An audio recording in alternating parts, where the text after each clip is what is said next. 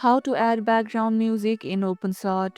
Make your videos more engaging with background music. Here's how to add a perfect soundtrack using Openshot.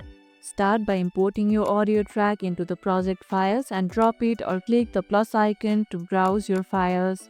Next, drag the music file onto the timeline, usually below your video clip on a separate track. Stretch or trim the audio to fit the video length.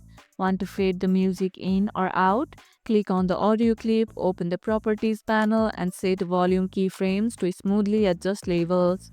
You can also lower the volume to make it subtle if you are including narration.